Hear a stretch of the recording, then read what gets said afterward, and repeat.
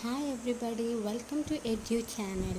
നമ്മളിവിടെ ഡിസ്കസ് ചെയ്തുകൊണ്ടിരിക്കുന്നത് ക്ലാസ് 10ൻ്റെ ഫസ്റ്റ് ചാപ്റ്ററാണ്. അതിൻ്റെ ഫോർത്ത് പാർട്ടാണ് ഇന്നിവിടെ ഡിസ്കസ് ചെയ്യുന്നത്. Okay, then let's start. നമ്മൾ ലാസ്റ്റ് പാർട്ടിൽ ഡിസ്കസ് ചെയ്തുകൊണ്ടിരുന്നത് ഡീകമ്പോസിഷൻ റിയാക്ഷനാണ്. അപ്പോൾ അതിൻ്റെ ലാസ്റ്റ് എക്സാമ്പിൾ എന്തായിരുന്നു എന്ന് വെച്ചാൽ ഒരു ബൗൾ എടുത്തിട്ട് അതിൻ്റെ രണ്ട് ഹോൾ ഉണ്ടാക്കി അതിൻ്റെ അകത്ത് ഇലക്ട്രോഡ്സ് വെച്ചിട്ട് പിന്നെ ടെസ്റ്റ് ട്യൂബ്സ് വെച്ച് അതിൽ ഗ്യാസ് കളക്ട് ചെയ്യുന്ന ഒരു എക്സ്പെരിമെൻ്റ് ആയിരുന്നു അന്ന് ചെയ്തത്. അപ്പോൾ ആ എക്സ്പെരിമെൻ്റ് എല്ലാവർക്കും ഓർമ്മയുണ്ടെന്ന് വിചാരിക്കുന്നു. ഇനി നമ്മളിവിടെ ഡിസ്കസ് ചെയ്യുന്നത് ഡീകമ്പോസിഷൻ റിയാക്ഷൻ്റെ വേറൊരു എക്സാമ്പിളാണ്. ഈ കേസിൽ നമ്മൾ take about 2 grams silver chloride in a china dish. What is its color? Place this china dish in sunlight for some time.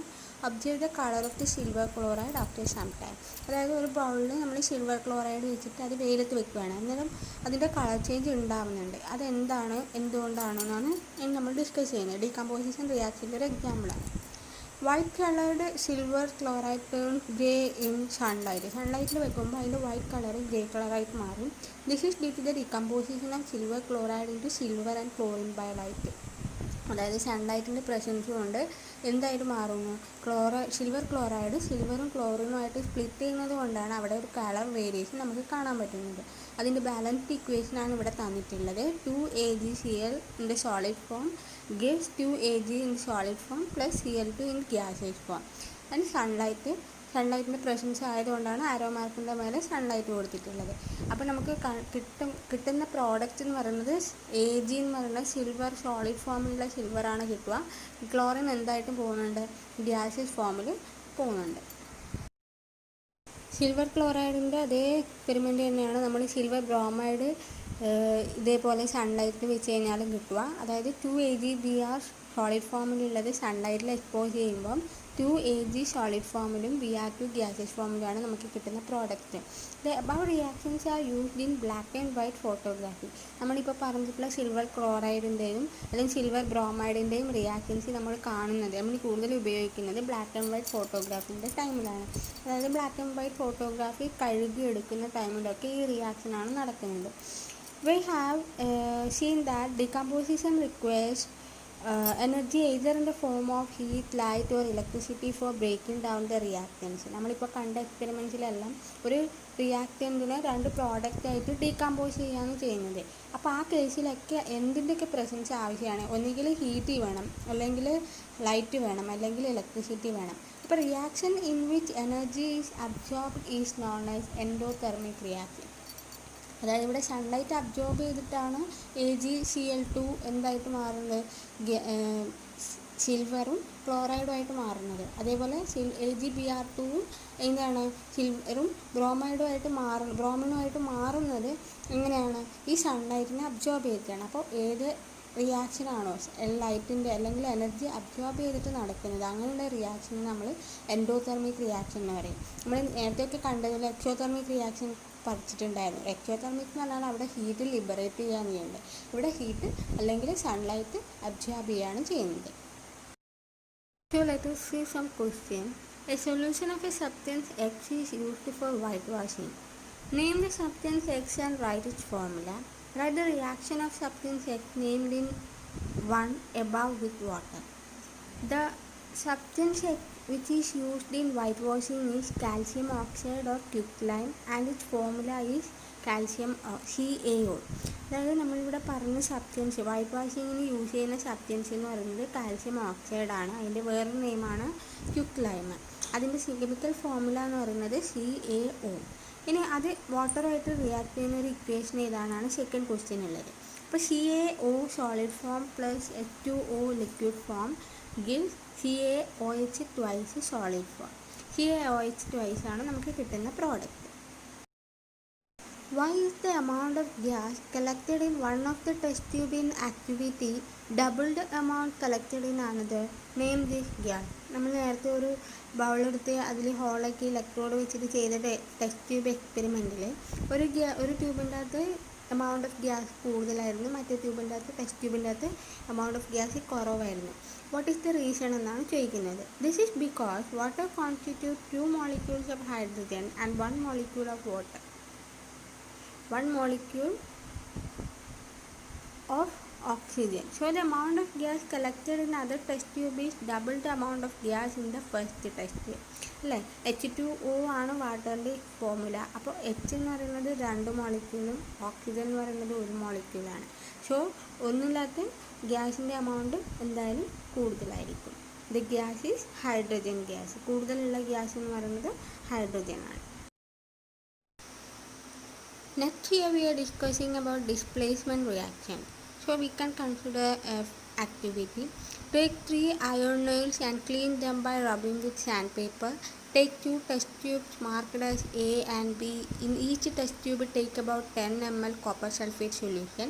The 2 iron nails with a thread and immerse them carefully in copper sulfate solution in test tube B for about 20 minutes.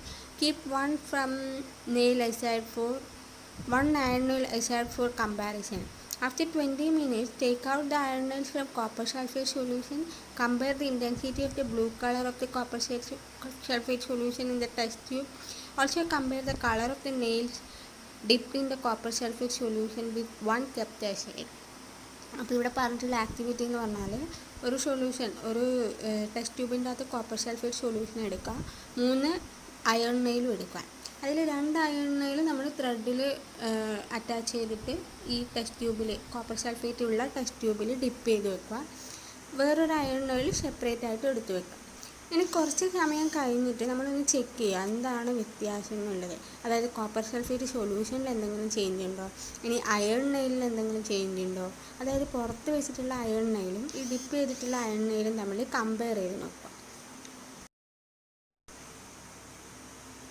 The chemical reaction that take place in this activity എന്ന് പറയുന്നത് Fe solid form plus CuSO4 aqueous solution gives FeSO4 in the aqueous form plus Cu in the solid form. അതായത് നമുക്കിവിടെ ഫിഗറിൽ കാണാൻ വേണ്ടി പറ്റും iron nail നമ്മൾ പുറത്ത് വെച്ചിട്ടുള്ള അയൺ നെയിലും കോപ്പർ സൾഫേറ്റിൽ ഡിപ്പ് ചെയ്തിട്ടുള്ള അയൺ നെയിൽ നമ്മൾ ഡിഫറൻസ്, അതായത് കളർ ചേഞ്ച് ഉണ്ടായിട്ടുണ്ട്.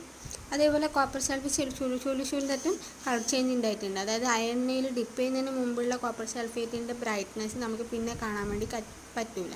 അപ്പോൾ ഇക്വേഷൻ്റെ കെമിക്കൽ റിയാക്ഷൻ ഇക്വേഷൻ മനസ്സിലായല്ലോ.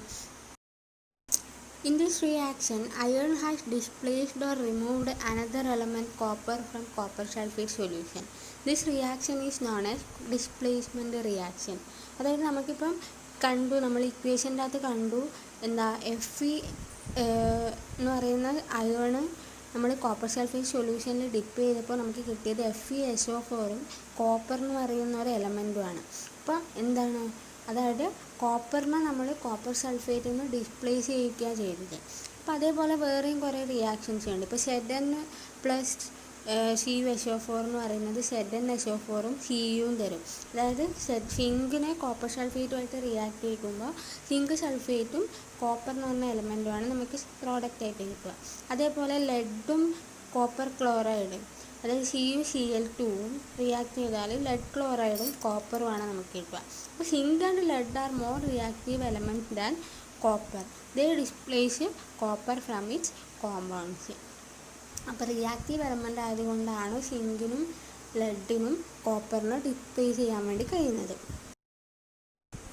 ഡിസ്പ്ലേസ്മെൻറ്റ് റിയാക്ഷൻ മനസ്സിലായി. ഇനി നമ്മൾ ഡബിൾ ഡിസ്പ്ലേസ്മെൻറ്റ് റിയാക്ഷനാണ് ഡിസ്കസ് ചെയ്യുന്നത്. അതിനൊരു ആക്ടിവിറ്റി എന്ന് പറഞ്ഞാൽ take about 3 ml of sodium sulphate solution in A test tube. In another test tube take about 3 ml of barium chloride solution. Mix the 2 solution. അതായത് ഒരു test ട്യൂബിൻ്റെ അകത്ത് സോഡിയം സൾഫേറ്റും എടുത്തു, മറ്റേതിൻ്റെ അകത്ത് barium ക്ലോറൈഡും എടുത്തു. എന്നിട്ട് ഇത് രണ്ടും കൂടെ മിക്സ് ചെയ്യുകയാണ് ചെയ്യുന്നത്. അതായത് A white substance which is insoluble in water is formed. This insoluble substance formed is known as precipitate. Any reaction that produce a precipitate can be called a precipitation reaction. അതായത് നമ്മളിപ്പോൾ copper sulphate അല്ല barium ക്ലോറൈഡും sodium സൾഫേറ്റും mix ചെയ്തു. അപ്പോൾ അവിടെ ഒരു white coloured precipitate ആണ് form ചെയ്യുക. അത് വാട്ടറിൽ സൊല്യൂബിൾ അല്ല. അപ്പോൾ അങ്ങനെയുള്ള ഇൻസൊല്യൂബിൾ ആയിട്ടുള്ള പാർട്ടിക്കിളിനെ നമ്മൾ പ്രസിപ്പിറ്റേറ്റ് എന്നാണ് പറയുക. അപ്പോൾ അങ്ങനെയുള്ള റിയാക്ഷനെ എന്തും കൂടെ പറയാം, പ്രസിപ്പിറ്റേഷൻ റിയാക്ഷൻ എന്ന് പറയാം. അപ്പോൾ നമ്മളിവിടെ റിയാക്ഷൻ കെമിക്കൽ ഇക്വേഷൻ എഴുതുവാണെങ്കിൽ Na2SO4 plus BaCl2 give BaSO4 plus 2NaCl. ഇതാണ് നമുക്ക് കിട്ടുന്ന product. The white precipitate of BaSO4 is formed by the reaction of SO4 2- and Ba2+. The other product formed is sodium chloride, which remains in the solution. Such a reaction in which there is an exchange of ion between the reactants are called a double displacement reaction. അല്ലേ, ഇവിടെ ഇപ്പോൾ നമ്മൾ barium ക്ലോറൈഡും sodium സൾഫേറ്റും ആണ് react ചെയ്യുന്നത്. അപ്പോൾ അവിടെ react ചെയ്യുമ്പോൾ നമ്മുടെ അയോൺസാണ് തമ്മിൽ എക്സ്ചേഞ്ച് ചെയ്തത്. ബേരിയം എന്തായി, സൾഫേറ്റിൻ്റെ കൂടെ പോയി, സോഡിയം ക്ലോറൈഡിൻ്റെ കൂടെ പോയി. അപ്പോൾ അവിടെ എക്സ്ചേഞ്ച് ഓഫ് അയോൺസ് ആണ് നടന്നത്. അങ്ങനെയുള്ള റിയാക്ഷനെയാണ് നമ്മൾ ഡബിൾ ഡിസ്പ്ലേസ്മെൻറ്റ് റിയാക്ഷൻ എന്ന് പറയാം. നെക്സ്റ്റ് ഡിസ്കസ് ചെയ്യുന്ന points oxidation and reduction. So first of all will discuss activity. Heat a cyanide dish containing about 1 gram of copper powder. ഒരു cyanide ഡിഷിൽ കോപ്പർ പൗഡർ എടുത്തിട്ട് അത് നമ്മൾ ഹീറ്റ് ചെയ്തു. The surface of copper powder becomes coated with black copper oxide. അതായത് അതിൻ്റെ surface എന്ത് ചെയ്യും, ബ്ലാക്ക് കളറായിട്ട് മാറും. അതെന്താണ്, കോപ്പർ ഓക്സൈഡാണത്. അപ്പോൾ this is because oxygen is added to copper and copper oxide is formed. Burn ചെയ്യുന്ന സമയത്ത് കോപ്പറിൻ്റെ കൂടെ എന്ത് കൂടെ ആഡ് ആവും, ഓക്സിജനും കൂടെ ആഡ് ആവും. അതുകൊണ്ടാണ് കോപ്പർ ഓക്സൈഡ് എന്ന് പറയുന്ന ഒരു ബ്ലാക്ക് കോട്ടിങ് നമുക്ക് ആ പൗഡറിൻ്റെ മേലെ കാണാൻ പറ്റുന്നത്.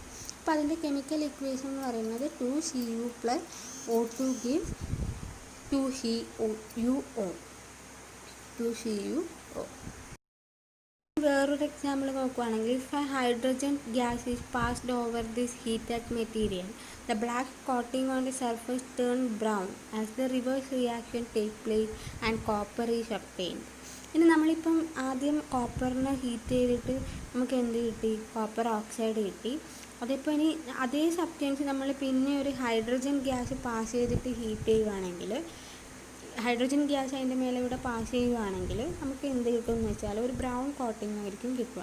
അപ്പോൾ ആ ബ്രൗൺ കോട്ടിങ് കിട്ടാനുള്ള റീസൺ എന്ന് പറഞ്ഞാൽ ഇവിടെ റിവേഴ്സ് റിയാക്ഷനാണ്. നമ്മൾ കോപ്പർ ഓക്സൈഡിനെ എന്ത് തന്നെ ആക്കിയിട്ട് മാറ്റുന്നു, കോപ്പർ തന്നെ ആക്കി മാറ്റുകയാണ് ചെയ്യുന്നത്. If a substance gains oxygen during a reaction, it is said to be oxidized. If a substance loses oxygen during a reaction, it is said to be reduced. ഒരു റിയാക്ഷൻ നടക്കുമ്പോൾ അതിന് ഓക്സിജൻ ഗെയിൻ ചെയ്യുകയാണ് ചെയ്യുന്നത്, അതായത് oxygen absorb ചെയ്യുകയാണ് ചെയ്യുന്നതെങ്കിൽ ആ റിയാക്ഷനെ നമ്മൾ ഓക്സിഡേഷൻ റിയാക്ഷൻ, അല്ലെങ്കിൽ എന്ത് നടന്നു എന്ന് പറയാം, ഓക്സിഡൈസ് ആയി എന്ന് പറയാം. ഇനി ഇപ്പോൾ റിയാക്ഷൻ നടക്കുമ്പോൾ അവിടെ നമുക്ക് ഓക്സിജൻ ലൂസ് ചെയ്യുകയാണ് ചെയ്യുന്നതെങ്കിൽ അവിടെ റിഡക്ഷൻ റിയാക്ഷൻ ആണെന്ന് പറയാം. During this reaction the copper oxide is losing oxygen and is being reduced. The hydrogen is gaining oxygen and is being oxidized. അപ്പോൾ നമ്മളിപ്പോൾ കണ്ട ഇക്വേഷനിൽ ഫസ്റ്റ് കേസിൽ ബ്ലാക്ക് കോട്ടിങ് പ്രൊവൈഡ് ചെയ്യുന്ന സമയത്ത് ഓക്സിജൻ അബ്സോർബ് ചെയ്യുകയാണ്, കോപ്പർ ഓക്സിജൻ അബ്സോർബ് ചെയ്യുകയാണ്. പക്ഷേ ഈ സെക്കൻഡ് കേസ് എന്ന് പറയുമ്പം, ഹൈഡ്രജൻ പാസ് ചെയ്യുന്ന കേസ് എന്ന് പറയുമ്പം അവിടെ കോപ്പർ എന്ത് ചെയ്യുന്നു, ഓക്സിജൻ ലൂസ് ചെയ്യുന്നു, ഹൈഡ്രജൻ എന്ത് ചെയ്യുന്നു, ഓക്സിജൻ അബ്സോർബ് ചെയ്യുന്നു. അതായത് കോപ്പർ എന്താണ്, റെഡ്യൂസ് ആവുന്നു, ഹൈഡ്രജൻ ഓക്സിഡൈസ് ആവുന്നു. In other words, one reactant get oxidized while other get reduced during a reaction. ഒരു റിയാക്ഷൻ നടക്കുന്ന സമയത്ത് ഒരു റിയാക്റ്റൻ്റ് ഓക്സിഡൈസ് ആവുന്നു, മറ്റേത് റെഡ്യൂസ് ചെയ്യുന്നു. Such reactions are called oxidation reduction reactions or redox reaction. റിഡക്ഷൻ്റെ റെഡും ഓക്സിഡേഷൻ്റെ ഓക്സും, അതാണ് റെഡോക്സ് റിയാക്ഷൻ എന്ന് പറയുന്നത്. ഇപ്പോൾ ഇവിടെ നമ്മൾ നോക്കുകയാണെങ്കിൽ CuO+H2 gives Cu+H2O. അതായത് CuO എന്തായിട്ട് മാറി, Cu ആയിട്ട് മാറി, അവിടെ റെഡ്യൂസ് ആയി, അതാണ് റിഡക്ഷൻ റിയാക്ഷൻ. ഇനി H2 എന്തായിട്ട് മാറി, H2O ആയിട്ട് മാറി, അതായത് O ഗെയിൻ ചെയ്തു, oxidation reaction. Some other examples of redox reaction. ഒരു റിയാക്ഷനിൽ തന്നെ റിഡക്ഷനും ഓക്സിഡേഷനും നടക്കുന്നു, അതാണ് redox reaction. ZnO plus C gives Zn plus CO. അവിടെ Zn എന്ത് ചെയ്തു, ഓക്സിജൻ ലൂസ് ചെയ്തു. ഓക്സിജൻ ലൂസ് ചെയ്യുന്നവരെ നമ്മൾ റിഡക്ഷൻ റിയാക്ഷൻ എന്നാണ് പറയുക. അതേപോലെ കാർബൺ എന്ത് ഗെയിൻ ചെയ്തു, ഓക്സിജൻ ഗെയിൻ ചെയ്തു. അതിന് ഓക്സിഡേഷൻ റിയാക്ഷൻ എന്ന് പറയും. അതേപോലെ MnO2 plus 4HCl gives MnCl2 plus 2H2O plus Cl2. അതിൽ MnO2 ആണുള്ളത്. അതായത് മാംഗനീസിന് നമ്മളിവിടെ പ്രൊഡക്റ്റ് സൈഡിൽ നോക്കുമ്പോൾ ഓക്സിജൻ ലൂസ് ചെയ്തിട്ടാണ് ഉള്ളത്. അതുകൊണ്ട് അതിന് എന്ത് റിയാക്ഷൻ എന്ന് പറയാം, റെഡ്യൂസ് ആയെന്ന് പറയാം, അങ്ങനെ റിഡക്ഷൻ റിയാക്ഷൻ നടന്നു എന്ന് പറയാം. അതേപോലെ ഹൈഡ്രജനും നമ്മൾ എന്ത് ചെയ്തു, ഗെയിൻ ചെയ്യുകയാണ് ചെയ്യുന്നത്, ഓക്സിജൻ ഗെയിൻ ചെയ്യുക ചെയ്തത്, അപ്പോൾ ഓക്സിഡൈസ്ഡ് എന്ന് പറയാം.